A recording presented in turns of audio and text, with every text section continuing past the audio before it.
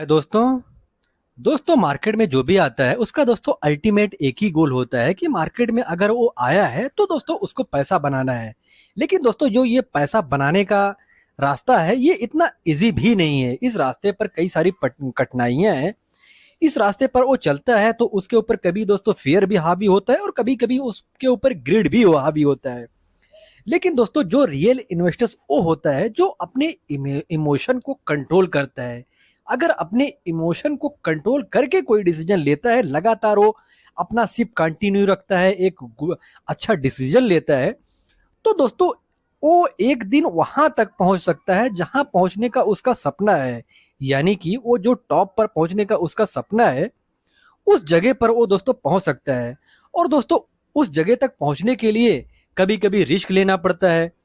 तो दोस्तों आज ये ऐसी कुछ रिस्की कंपनियों के बारे में बात करेंगे जो काफी ज्यादा रिस्की है, बिकॉज दोस्तों इन कंपनियों का मार्केट कैप काफी कम है और छोटी कंपनियां होने की वजह से दोस्तों यहाँ पर रिस्क काफी बड़ा हो है। आप रिस्क को नजरअंदाज नहीं कर सकते हो। आज दोस्तों हम बात करने वाले हैं उन 8 स्मॉल कैप कंपनीज की जो आज शायद छोटी हैं, पर इनका दोस्तों बिजनेस मॉडल, सेक्टर और डायरेक्शन ऐसा है जो कल इन्हें बड़ा बना सकता है। ये कोई गारंटी नहीं है, बस दोस्तों एक सोच है, एक नजरिया है, एक ऑब्जर्वेशन है जो रिसर्च और ट्रेंड पर बेस्ड है। और दोस्तों एक इंपॉर्टेंट डिस्क्लेमर भी देना चाहेंगे, ये video just for study and information purpose के लिए है, मेरे तरफ से कोई बाय और सेल का कॉल नहीं है। और दोस्तों पहली कंपनी के बारे में बात करें तो दोस्तों ये एक काफी इंटरेस्टिंग कंपनी नजर आती है। और दोस्तों ये जो कंपनी है ये इंडिया की सोलर पावर जर्नी का दोस्तों एक अहम हिस्सा बनती हुई दिखाई दे रही है। और कंपनी काफी छोटी है और ये आज के दौर में देखेंगे तो ग्रीन एनर्जी का दोस्तों बूम भी चलता हुआ नजर आ रहा है। तो ऐसे में दोस्तों ये कंपनी अच्छा करती हुई नजर आ रही है और इस कंपनी का मार्केट कैप काफी छोटा है। इस चीज को आपको समझना होगा, मार्केट कैप छोटा होने का मतलब ये रहता है कि रिस्क काफी बड़ा बन जाता है, कोई इसको भगा भी सकता है और गिरा भी सकता है। सेल्स में कंपनी का जो सेल्स हो रहा है काफी शानदार हो रहा है। ऑपरेटिंग प्रॉफिट देखेंगे तो ऑपरेटिंग प्रॉफिट भी काफी अच्छा खासा ग्रो हुआ है। वहीं पर नेट प्रॉफिट देखेंगे तो नेट प्रॉफिट में भी काफी रैपिडली ग्रोथ आपको नजर आएगा। तो दोस्तों इंटरेस्टिंग कंपनी है, छोटी कंपनी है और छोटी कंपनी होने के बावजूद दोस्तों इस कंपनी के पास रिजर्व का देखेंगे तो काफी शानदार होना एक अच्छी बात जरूर बन जाती है। उसके मुकाबले में कर्जा काफी कम है तो ये एक अच्छी बात जरूर बन जाएगी। वहीं पर प्रमोटर के पास हिस्सेदारी है या फाइज डीआईज के पास काफी छोटी हिस्सेदारी है, यानी कि ना के बराबर या फाइज और डीआईज के पास हिस्सेदारी है। और पब्लिक के पास भी 32-33% के आसपास का शेयर है। और कंपनी का नाम की बात करें तो इंसोलेशन एनर्जी कंपनी का नाम है। तो दोस्तों इंटरेस्टिंग कंपनी है, काफी इंटरेस्टिंग सेक्टर में ये कंपनी काम करती हुई नजर आ रही है। अब दोस्तों आपको मैंने तो जो बताया इस कंपनी का प्रोज ही दिखाया मैंने मोस्टली, आपको इस कंपनी का कॉन्स क्या क्या है उसको भी आपको समझना होगा। और दोस्तों दूसरी कंपनी के बारे में बात करें तो ये भी काफी छोटी कंपनी है, 2323 करोड़ का मार्केट कैप है, यानी कि यहाँ पर भी रिस्क काफी बड़ा इन्वॉल्व है। इस कंपनी का भी प्रॉफिट का ग्रोथ और नेट प्रॉफिट का ग्रोथ काफी शानदार हुआ है और रिजर्व के मुकाबले में कर्जे को देखेंगे तो काफी कम है। ये एक अच्छी बात जरूर बन जाती है। और खास करके दोस्तों छोटी कंपनियों के लिए रिजर्व के मुकाबले में कर्जा का कम होना एक अच्छी बात जरूर बन जाती है। और प्रोस की बात करेंगे दोस्तों तो कंपनी लगातार अपने कर्जे को कम करती हुई नजर आ रही है। और दोस्तों ये जो कंपनी है इसका ट्रैक रिकॉर्ड काफी अच्छा है, पिछले 5 सालों का सीएजीआर जो बना कर दिया है 29% है, यानी कि काफी शानदार इसका ट्रैक रिकॉर्ड है सीएजीआर के हिसाब से देखा जाए तो। और कॉन्स की बात करें तो दोस्तों प्रमोटर ने इसमें देखेंगे, प्रमोटर ने पिछले 3 सालों में अपना हिस्सा कुछ कट जरूर किया है तो ये कॉन्स फैक्टर जरूर बन जाता है। तो दोस्तों इस कंपनी पर भी आपको स्टडी करनी चाहिए। प्रमोटर के पास अभी भी देखेंगे 68% से ज्यादा का हिस्सा प्रमोटर के पास बना हुआ है। अगर प्रमोटर 68% से ज्यादा का हिस्सा बनाकर रखते हैं तो एक अच्छी बात जरूर बन जाती है, आपको इस पर स्टडी जरूर करनी चाहिए। छोटी कंपनी है या 5 डीआईज के पास भी छोटा सा हिस्सा है, पब्लिक के पास देखेंगे तो बचा हुआ 28-29% के आसपास का हिस्सा पब्लिक के पास है। और कंपनी का नाम देखेंगे तो कंपनी का नाम डायनेमिक केबल कंपनी का नाम है, तो इंटरेस्टिंग कंपनी जरूर बन जाती है दोस्तों ये। और दोस्तों आगे बढ़ेंगे तो दोस्तों ये जो कंपनी है ये दोस्तों जिंक ऑक्साइड बनाने वाली इंडिया की सबसे बड़ी कंपनी है। और दोस्तों ये company tyre, ceramics, paints, pharma, ये सभी इंडस्ट्री में इसका रॉ मटेरियल यूज होता है। और दोस्तों डिमांड भी काफी स्टेबल है और ये एक्सपेंशन भी करती हुई नजर आ रही है। मार्केट कैप देखोगे तो छोटा मार्केट कैप है, 1568 करोड़ का मार्केट कैप है, यानी कि दोस्तों अपने फील्ड में टॉप पोजीशन हासिल करते हुए भी दोस्तों ये कंपनी छोटी है, तो आपको इस चीज पर भी स्टडी जरूर करनी चाहिए। नेट प्रॉफिट देखेंगे तो काफी शानदार नेट प्रॉफिट में ग्रोथ आपको नजर आएगा। रिजर्व देखेंगे तो 426 करोड़ का रिजर्व है, और दोस्तों ये कंपनी डेब्ट फ्री कंपनी है। आप इस कंपनी का प्रोस की बात करोगे तो कंपनी लगातार अपने कर्जे को कम किया और डेब्ट ऑलमोस्ट दोस्तों कंपनी डेब्ट फ्री हो चुकी है, और छोटी कंपनी अभी तक डिविडेंड पे आउट नहीं करती है। ये एक कौन जरूर बन जाता है कंपनी के लिए। प्रमोटर के पास काफी बड़ी हिस्सेदारी है। एफ आई डीआईस को देखोगे तो एफ आई के पास भी छोटी हिस्सेदारी है और डीआईस के पास भी छोटी सी हिस्सेदारी है। पब्लिक के पास 19-20% के आसपास का शेयर पब्लिक के पास है। और कंपनी का नाम देखेंगे तो जेजी केमिकल्स लिमिटेड कंपनी का नाम है। इंटरेस्टिंग कंपनी है, छोटी कंपनी है, तो इस पर भी आपको स्टडी जरूर करनी चाहिए। और दोस्तों अगली कंपनी की तरफ बढ़ेंगे तो दोस्तों ये कंपनी डिजिटल ट्रांसफॉर्मेशन का दोस्तों एक स्मार्ट प्लेयर बनता हुआ दिखाई दे रहा है, बिकॉज दोस्तों ये कंपनी माइक्रोसॉफ्ट का पार्टनर है। और छोटी बड़ी कंपनियों के लिए दोस्तों ये ईआरपी और सीआरएम सोल्यूशन देता है। डिजिटल इंडिया के सपने में इस कंपनी का काफी बड़ा योगदान हो सकता है। और दोस्तों ये जो कंपनी है ये अमेरिका में काफी मतलब अपना पोजीशन बढ़ाती हुई उस तरफ नजर आती हुई दिखती है। छोटी कंपनी है, आईटी की कंपनी है। अगर इसका भी आप नेट प्रॉफिट का ग्रोथ देखेंगे, नेट प्रॉफिट का ग्रोथ देखेंगे तो काफी कंसिस्टेंसी दोस्तों अब बनाकर रखी हुई है। मार्केट कैप दोस्तों देखते हो तो 767 करोड़ का है, यानी कि मार्केट कैप काफी छोटा है। इसका मतलब है कि रिस्क काफी बड़ा इन्वॉल्व है। और ये भी कंपनी को देखेंगे लगभग डेब्ट फ्री कंपनी है। 124 करोड़ का रिजर्व है। कर्जा दोस्तों 1 करोड़ का है, यानी कि कर्जे के मुकाबले में रिजर्व का काफी शानदार होना ये भी दर्शाता है कि कंपनी काफी अच्छा फ्यूचर में कर सकती है। बिकॉज दोस्तों छोटी कंपनियां होती हैं, अगर इनमें डेप्थ रहता है तो ऐसी कंपनी फ्यूचर में फंस सकती है। लेकिन दोस्तों अगर कोई कंपनी छोटी है, उसके पास रिजर्व काफी शानदार है, तो एक चीज जरूर बन जाता है कि फ्यूचर में अगर कुछ प्रॉब्लम आता है तो अपना जो इनके पास कैश रहता है उससे अपने प्रॉब्लम को दूर कर सकती है, या फ्यूचर में कुछ एक्सपेंशन करना रहता है तो वो भी दोस्तों ये इजिली कर सकती है। और दोस्तों प्रोस की बात करें तो कंपनी ऑलमोस्ट डेब्ट फ्री कंपनी है। और कंपनी का सीएजीआर देखोगे तो पिछले 5 सालों का सीएजीआर 75.6 का रहा है, यानी कि काफी दमदार रहा है। और कॉन्स की बात करोगे तो दोस्तों इसमें जो इनका इनकम है उसमें 10.4 करोड़ का अर्निंग जो अदर इनकम होता है वो इंक्लूडेड है, यानी कि एक कॉन्स फैक्टर जरूर है। प्रोमोटर के पास 50% का शेयर है। एफआईस के पास दोस्तों देखोगे 1.77% का शेयर है। और दोस्तों 1000 से कम का अगर मार्केट कैप है उसमें भी एफआईस बने हुए हैं, तो ये एक इंटरेस्टिंग बात जरूर बन जाती है। आप एफआईस को देखोगे तो एफआईस ने लगातार अपने हिस्से को बढ़ाया है। छोटा छोटा हिस्सा ही सही, लेकिन अपने हिस्से को एफआईस बढ़ाते हुए ही नजर आए हैं। वहीं पर डीआईस को देखोगे तो डीआईस ने भी अपने हिस्से को बढ़ाया है। डीआईस ने भी छोटा छोटा ही करके अपने हिस्से को बढ़ाया ही है। पब्लिक के पास दोस्तों देखते हो 40% के आसपास का हिस्सा पब्लिक के पास है। कंपनी का नाम आली टेक्नोलॉजीज है। इंटरेस्टिंग कंपनी है, आईटी सेक्टर की कंपनी है, काफी अच्छा खासा वर्क करती हुई नजर आ रही है। और दोस्तों अगली कंपनी दोस्तों देखेंगे तो ये पैसा मैनेज करने वाली एक कंपनी है। और दोस्तों ये कंपनी उसी का एक अंडररेटेड एग्जांपल है। ये कंपनी पैसा मैनेज करने का दोस्तों काम करती हुई है, और छोटी कंपनी है, काफी रिस्की कंपनी है। इंस्टीट्यूशनल कॉर्पोरेट्स और एचएनआईज के पोर्टफोलियो को दोस्तों ये कंपनी मैनेज करती हुई नजर आती है। मार्केट कैप काफी छोटा है, यानी रिस्क काफी बड़ा है। और दोस्तों नेट प्रॉफिट दोस्तों देखते हो तो नेट प्रॉफिट लगातार ग्रो हुआ है। रिजर्व देखोगे तो 117 करोड़ का रिजर्व है, और कर्जा कुछ है नहीं, यानी कि दोस्तों ये भी कंपनी डेब्ट फ्री कंपनी है। अगर प्रोस की बात करोगे तो ऑलमोस्ट डेब्ट फ्री कंपनी है। ऑलमोस्ट क्या है, तो डेब्ट फ्री कंपनी है ही। और पिछले 5 सालों का इसका अगर सीएजीआर रिकॉर्ड देखोगे तो काफी शानदार रहा है।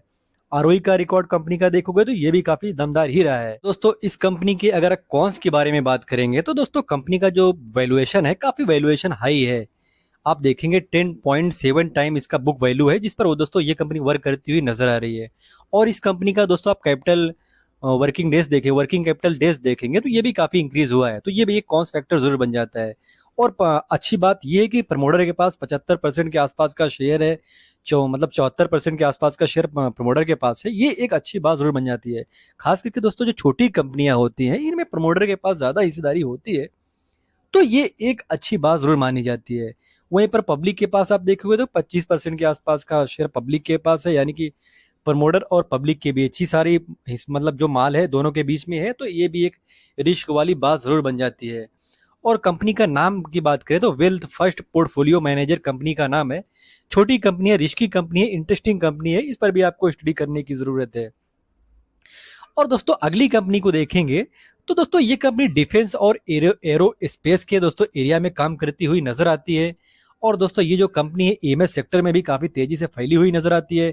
दोस्तों उसी सेक्टर में दोस्तों ये कंपनी काम करती हुई नजर आती है। जिस तरीके से दोस्तों कैस टेक्नोलॉजी का काम है, वैसे दोस्तों ये भी कंपनी काम करती हुई नजर आती है।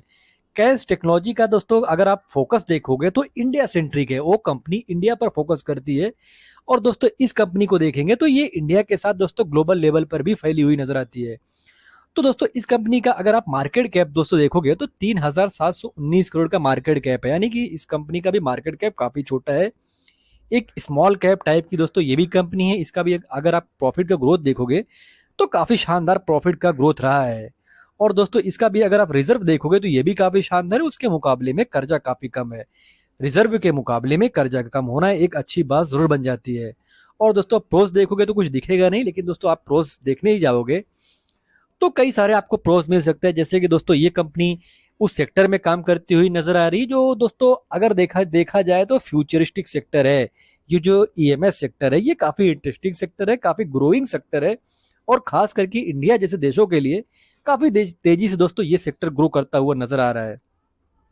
आप कॉन्स की बात करेंगे तो काफी महंगे बुक वैल्यू पर दोस्तों ये कंपनी काम करती हुई नजर आ रही है और अपने निवेशकों को डिविडेंड नहीं दे रही है। ये भी एक कॉन्स फैक्टर जरूर बन जाता है। हालांकि कॉन्स फैक्टर इसको मान नहीं सकते हो, बिकॉज दोस्तों जो ग्रोइंग फेस में कंपनियां होती हैं वो डिविडेंड पर अपना फोकस नहीं करती हैं। जब कंपनियां बूढ़ी हो जाती हैं, जब कंपनियां बड़ी हो जाती है तो वो कंपनियां दोस्तों डिविडेंड पर फोकस करती हैं। ये वैसे में दोस्तों ये कंपनी काफी छोटी है।